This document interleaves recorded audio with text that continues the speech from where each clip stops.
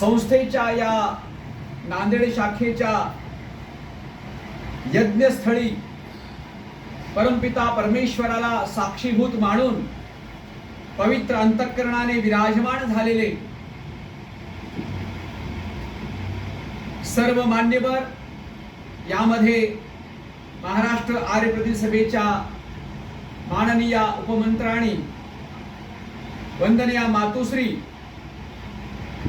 मारमपल्लेबाई, महाराष्ट्र आर्य प्रतिसभेचे यशस्वी कोषाध्यक्ष माननीय श्री रंगनाथजी तिवार, या संस्थेचे वयोवृद्ध, तपोवृद्ध, ज्ञानवृद्ध असे आदरणीय कुलकर्णी काका, या संस्थेचे सर्व पदाधिकारी, यामध्ये श्री भांगेजी आहेत, माननीय श्री कंधारकरजी आहेत आणि लेखन क्षेत्रामध्ये अगदी उत्साहाने पदार्पण केलेले निवृत्त, आपल्या कार्यक्षेत्रातून निवृत्त झालेले माननीय श्री दिलीपजी वैद्य आहेत.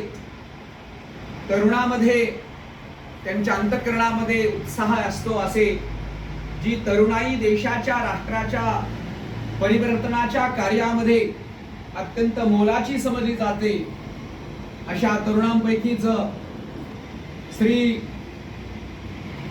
ओम कुमारजी कुरडे, ॲडव्होकेट श्री ओम ऋतुध्वजजी, ज्यांनी यज्ञाचं ब्रह्मापद भूषवून नारी जात ही किती महान आहे आणि आपल्या शुद्ध उच्चारणाने सर्वांना प्रदीप्त केलं आहे, अशा कदमताई आणि आपण सर्व वंदनीय मातृशक्ती आहेत सर्व, आणि उपस्थित तरुणांनो, महर्षी दयानंदांचा 200वा जन्मोत्सव साजरे करत असताना आणि त्याबरोबरच आर्य समाजाचे 150 वर्ष स्थापनेचे साजरे करत असताना आर्य समाज नांदेडला विसरता येत नाही. ज्या नांदेड शहरातूनच, नांदेडच्या वाजेगाव आश्रमातून महाराष्ट्र आर्य प्रतिसभेची सुरुवात झालेली आहे. वंदनीय स्मृतिशेष आदरणीय श्री शिवमुळीजी यांना मी अंतःकरणपूर्वक वंदन करतो आणि त्याबरोबरच संपूर्ण देशामध्ये जिथे जिथे स्वामीजी पोहोचले तिथे तिथे जाऊन त्यांच्या प्रत्येक गतिविधीवर लेखन भाष्य करणारे लोह लेखणीचे धनी महर्षी दयानंदांचे चित्रकार स्मृतिशेष डॉक्टर श्री कुशलदेवजी शास्त्री यांनाही मी सन्मानपूर्वक वंदन करतो.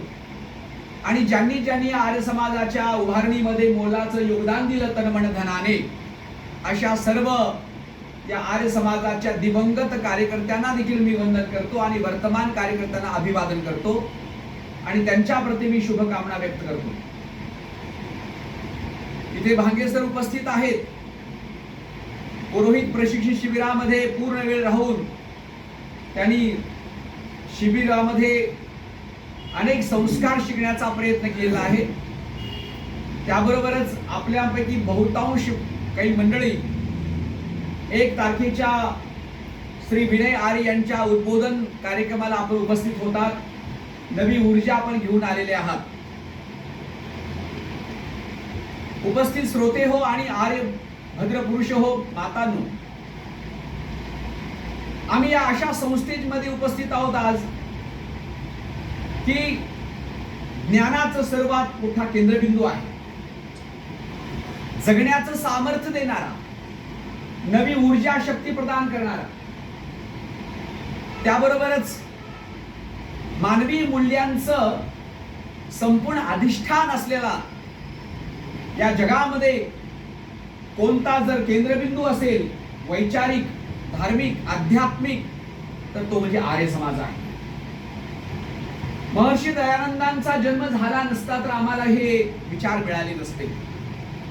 स्वामी दयानंद सरस्वती अगदी प्रारंभापासून अंतापर्यंत त्यांचं जीवन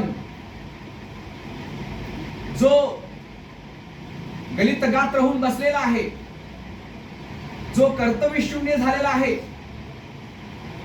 जो ज्ञानापासून वंचित आहे, अध्यात्मापासून दूर आहे, जगण्याचं भान हरवून गेलेलं आहे, अशा सर्वांमध्ये नवचैतन्य जागृत करणारा तो दिव्य महात्मा होता.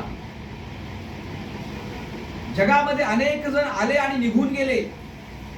आपल्या कार्यकर्तृत्वाने समाजावर आणि समाज घटकावर नवीन छाप सोडण्याचा प्रयत्न ज्यांनी केला ते सर्व इतिहासाचे वंदनीय पुरुष असतील, मान्य आहे. परंतु दयानंदासारखा या ठिकाणी जगामध्ये कोणताही महापुरुष होऊ शकत नाही.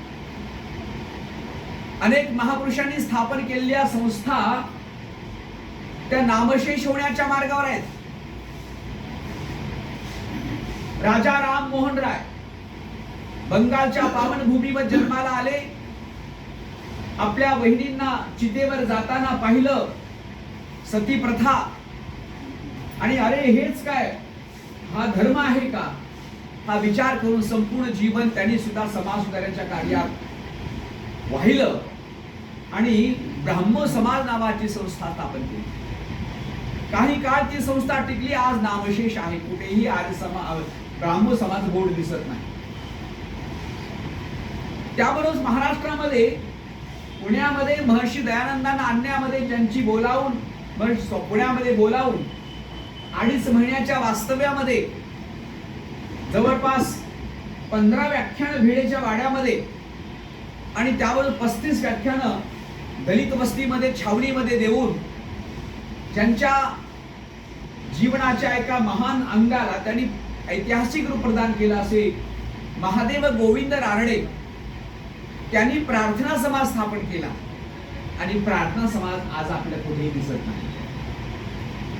ज्या ऋषी दयानंदांच्या पुण्याच्या अंतिम मिरवणुकीमध्ये जे सर्वांच्या सोबत चालायचे आणि महाराष्ट्रामध्ये ज्यांचं नाव घेतल्याशिवाय कोणताही राजकीय पुढारी किंवा सामाजिक कार्य करणारा किंवा दलितवादी नेता असेल, पुरोगामी विचारांचा असेल, पुढे जातच नाही, अशा महात्मा फुल्यांच्या बाबतीत जर आम्ही या ठिकाणी विचार केला, महात्मा ज्योतिराव फुले आणि सावित्रीबाई फुले या दाम्पत्याचं मोठं योगदान आहे. आम्ही त्यांना कधी विसरू शकत नाही. परंतु त्यांचा सत्यशोध समाज आज या ठिकाणी नामशेष होण्यावर लागला. परंतु धन्य ते ऋषी दयानंद सरस्वती ज्यांनी आर्य समाज स्थापन मुंबईच्या या पवित्र भूमीमध्ये आजही आर्य समाज चांगल्या प्रगतीपथावर आहे, नव्हे चांगल्या दिशेने वाटचाल करत आहे. आणि आज आपण या ठिकाणी बसलो आहोत त्या महर्षी दयानंदांच्या आर्य समाज संस्थेमध्ये बसलो. मंडळी, विचारांची बैठक जेव्हा प्रगल्भ असते, चिरंतन असते आणि त्याला आधार मजबूत असतो, ही संस्था कधी संपत नसते. एखादं भवन उभं आहे, भवनाचा जर आधार खचलेला असेल, बांधकाम बरोबर झालं नसेल, त्याचे या ठिकाणी पाया बरोबर बांधलेला नसेल, तर इमारत राहत नसते. इमारती सुद्धा उभ्या राहतात त्या मजबूत अशा त्या आधार पायाभूत आधारावर असतात. एखादा वृक्ष उभा आहे, हा वृक्ष उभा दिसतोय आम्हाला या ठिकाणी, त्याला पोषक वातावरण मिळालं असतं, त्याला या ठिकाणी कीड लागली नसते, तो वृक्ष कितीतरी वर्षापासून या ठिकाणी साक्षी असतो. आम्ही असोत नसोत, आमची पूर्व होते नव्हते, परंतु आर्य समाजाला साक्षी असलेला समोरचा हा जो, मला वाटतं कोणतं वृक्ष म्हणावं, मला प्रश्न पडलेला आहे. उंबराचं झाड आहे, कधी मध्ये दुसरीच पानं पण पलीकडून दिसत आहेत, अशा पण आहे. असो तर अशा प्रकारची वृक्ष सुद्धा या ठिकाणी आमच्यासाठी दीपस्तंभाप्रमाणे प्रेरणा देणारी असतात. सांगायचा उद्देश हाच आहे, आर्य समाज कधीही संपणार नाही. कोण म्हणतो संपला आर्य समाज? कारण आर्य समाजाला खरखर आधार जर कोणता असेल तर वेद ज्ञानाचा आहे. आणि महर्षी स्वामी दयानंदांसारखा तपस्वी दिव्य आत्मा युगपुरुष ज्या संस्थेला लाभलेला आहे, संस्थापक मंडळी, या संस्थेचं बोध वाक्य काय आहे? विचारू इच्छितो आपल्याला. ऋण्वन्तो विश्वमार्यम. ऋण्वन्तो विश्वमार्यम हा ऋग्वेदातला मंत्र आहे, यजुर्वेदातला, दोन्हीपैकी आहे समजा. तर या मंत्राचा भाव किती मोठा आहे पहा. आम्ही ऋण्वन्तो विश्वमार्यम असं म्हणतो, परंतु या बोध वाक्याच्या प्रारंभी आणि नंतर मात्र कधी पाहत नाही. छोटासा मंत्र आहे, काय अर्थ होतो कृणवंत विश्वम आर्यांचा? कृणवंतः विश्वम आर्यम, विश्वम आर्यम कृणवंतः, विश्व जगाला, विश्वाला, आर्य कृणवंत करीत राहावे. कृणवंतः अर्थात करीत चला, करीत असताना असा वकाधावी व्याकरणामध्ये हा भाव निघतो. जगाला आर्य बनवायचंय आम्हाला, जगाला आर्य बनवायचं. मला आर्य बनायचं नाही का जगालाच फक्त करायचंय? जगाला आर्य बनवत असताना मागे विनयजी आर्य म्हणाले की स्वम आर्यम, स्वतःलाही आर्य बनवायचं आहे. पण वेदामध्ये त्या मंत्रामध्ये असं उल्लेख आहे इंद्रम वर्धंतो, इंद्राला वाढवायचंय. इंद्राला वाढवीत पुन्हा कृणवंत विश्वम आर्यम, अगोदर कृणवंत विश्वम आर्यम नाही. इंद्र काय आहे? इंद्र अर्थात आत्मा आहे. इंद्र म्हणजे ऐश्वर्य. इंद्र म्हणजेच फार मोठं दोन प्रकारचा ऐश्वर्याचा केंद्रबिंदू आहे, दोन प्रकारच्या ऐश्वर्याचा साठा आहे. एक आध्यात्मिक ऐश्वर्य आहे आणि दुसरं आहे भौतिक ऐश्वर्य. दोन्ही ऐश्वर्याला आपण इंद्र म्हणत असतो. पौराणिक भाषेमध्ये अनेक देवतांचा राजा इंद्र म्हणलेला आहे. आपण देखील मंत्रामध्ये इंद्र उल्लेख आपण नेहमी करत असतो, लक्षात ठेवा. अनेक मंत्रामध्ये इंद्राचा उल्लेख आलेला आहे. इंद्र क्रतुम न आभर असे एका यजुर्वेदाच्या मंत्रात म्हणले. इंद्रचा अर्थ आत्मा. आपल्याला इंद्र माहित नाही आपल्यामध्ये, परंतु इंद्रिय मात्र माहित आहेत आपल्याला. आपले पंच ज्ञानेंद्रिय आणि पंच कर्मेंद्रिय, इंद्रिय शब्द आलेला आहे. इंद्रिय काय आहे? इंद्रिय हे साधन आहे आमच्या देहाचं, आमच्या आत्म्याचं.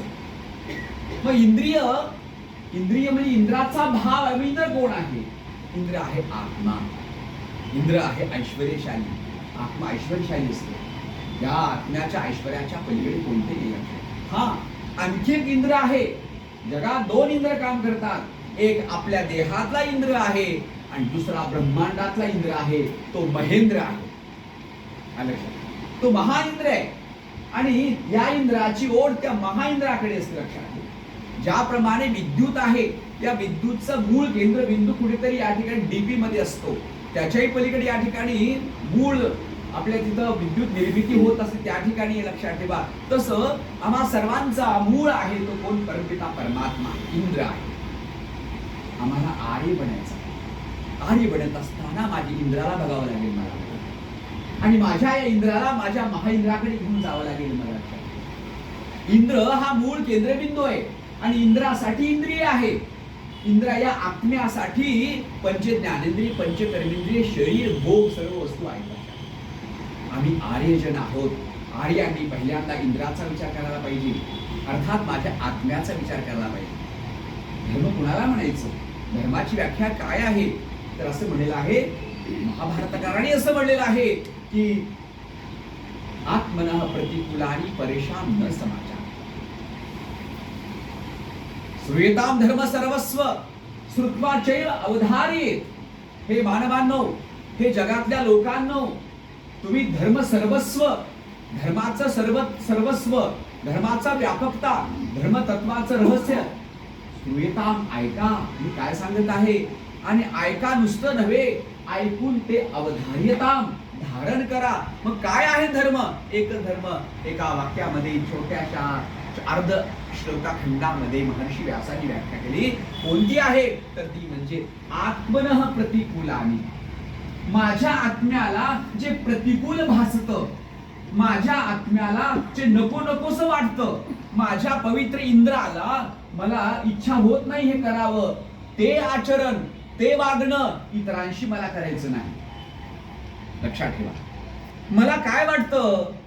मला वाटतं की माझं शरीर चांगलं असावं, मला वाटतं की माझ्या इच्छाकांक्षा पूर्ण व्हाव्या, मला वाटतं की मला लोकांनी चांगलं बोलावं, मला असं म्हणजे मला म्हणजे कोणाला? मला म्हणजे माझ्या आत्म्याला.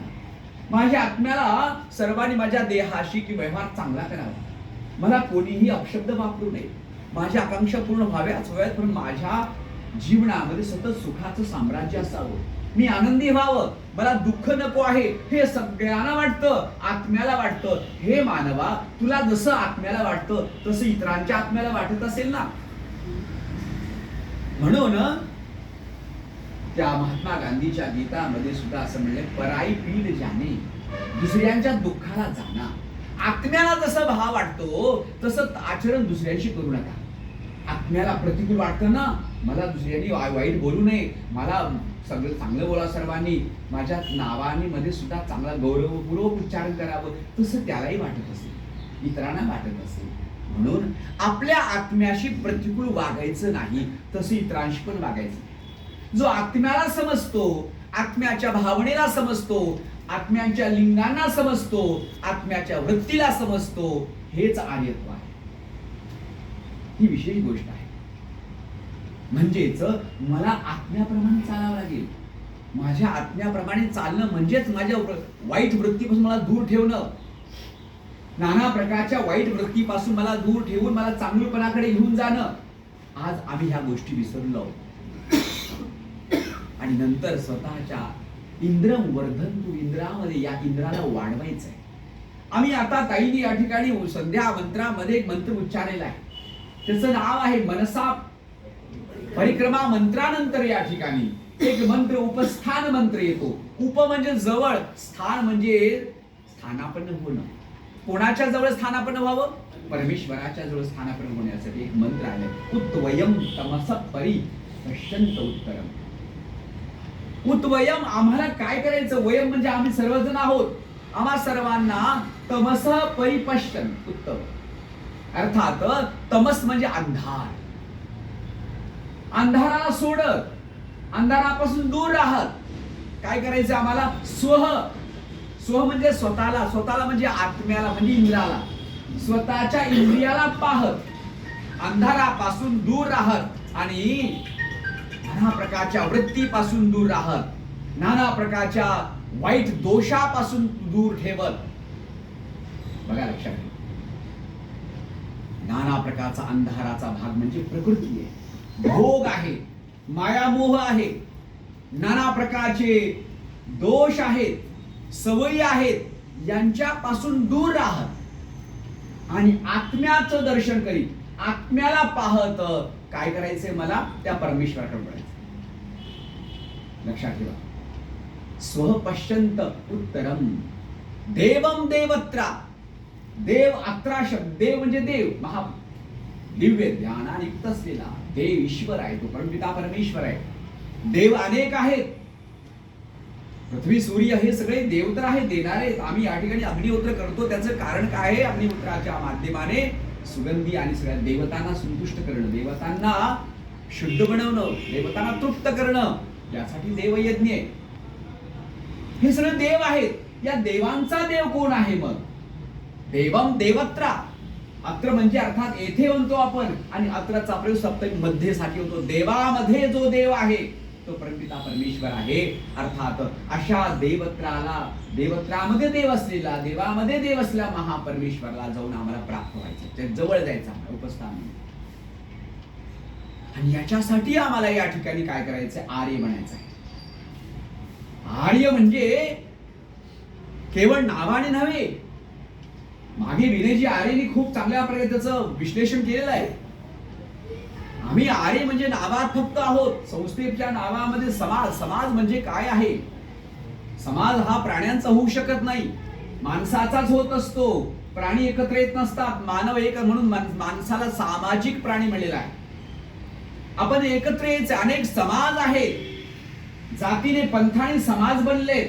जातीने पंथाने समाज बनत नसतात, गुणवृत्तीने समाज बनत असतात. आर्य समाज गुणवृत्तीचा आहे, लक्षात ठेवा. नाना प्रकारच्या सद्गुणांचा संग्रह कुठे असेल तो म्हणजे आर्य समाज आहे. आणि आर्य शब्दाची भावना युवकांनी समजून घ्यावी. मला वेळ फार कमी आहे. आपल्याला वाटतो की आर्य, वेदामध्ये आर्याचा उल्लेख आलेला आहे. जसं आता कृणवंतो विश्वमार्यम तर आहेच आहे, परंतु ही भूमी कुणाला मिळालेली आहे? ही भूमी फक्त आर्यांना मिळालेली आहे. ईश्वर परमपिता परमेश्वर स्वतः म्हणतो आहे या ठिकाणी, काय म्हणतो? अहम भूमिम अददाम आर्याय. या भूमीला मी कोणाला प्रदान करत आहे? आर्याला प्रदान करत आहे. मग आर्य कोण आहे तर आर्य ईश्वर पुत्र, भगवंताचा अमृत पुत्र कोण असेल? आर्य आहे. आर्य हा गतिमान असतो. रु गतौ धातू आहे. गतीचे 3 अर्थ होतात, लक्षात ठेवा. ज्ञानम प्राप्तिम गमनश्च, अर्थात जो ज्ञानाने विचरण करतो. विचरण करणारे खूप प्राणी आहेत, पळणारे खूप प्राणी, पशु पक्षी उडणारे आकाशात आहेत, लक्षात ठेवा. ते आर्य होऊ शकत नाहीत. मानव सुद्धा आर्य तेव्हाच होऊ शकतो ज्याच्यामध्ये गतिशीलता ज्ञानपूर्वक असते. आणि म्हणून रु गतौ धातू पासून पडलेला आर्य श्रेष्ठ पुरुष, श्रेष्ठ मानव, श्रेष्ठ स्त्री पुरुष असा आहे. आम्हाला जगाला आर्य मार्गावर घेऊन जायचं आहे, सन्मार्गावर घेऊन जायचं आहे. त्याच्यासाठी आम्हाला आर्य बनायचं आहे. पंडित आमचे एक विद्वान होते, ते म्हणायचे आर्य बन जाए तो बहुत बडी मजा आ जाए. आर्य बनणं म्हणजे चांगल्या सद्गुणांच्या जवळ जाणं आहे. आर्य बनणं म्हणजे सन्मार्गावर येणं आहे. आर्य बनणं म्हणजे स्वतःच्या आत्म्याला पाहणं आहे, आपल्या स्वतःच्या दोषांना दूर करणं महत्वाचं आहे. आर्य म्हणजे वेद मार्गाने चालणं आहे. आज माताजीने म्हटल्याप्रमाणे आज कशाची गरज आहे? आर्य बनण्याची गरज आहे. आज जगाला बनायचं, पण आज मला पण बनायचं आहे.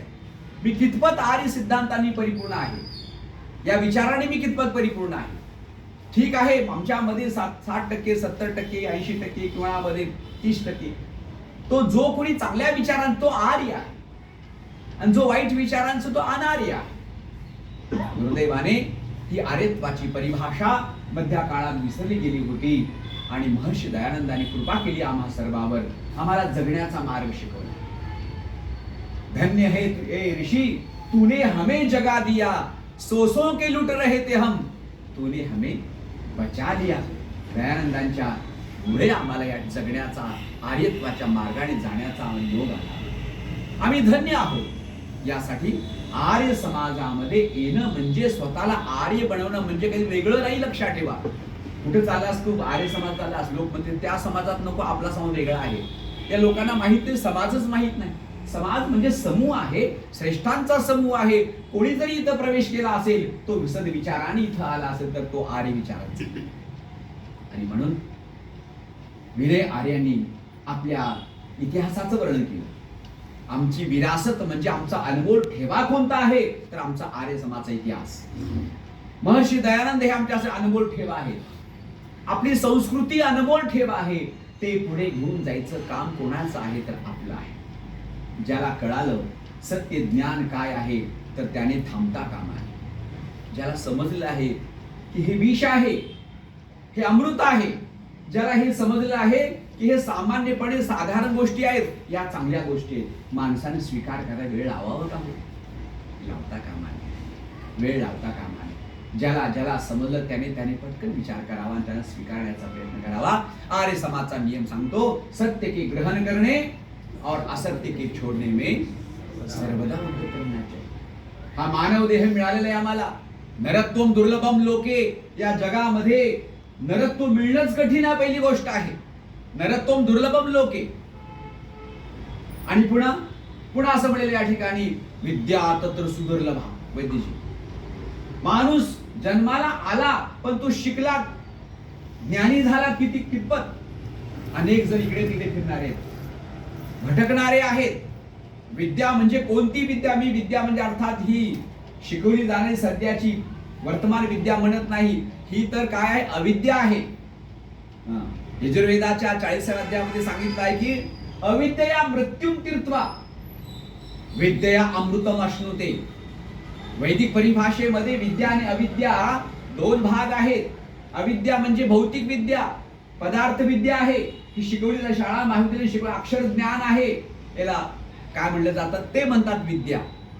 आणि म्हणून असंही म्हणलं जातं या ठिकाणी, विद्या विना काय नीती, विद्ये विना मती गेली, मती विना नीती गेली, नीती विना वित्त गेले, एवढे अनर्थ एका अविद्ये. आता ती विद्या म्हणजे पुस्तकी विद्या.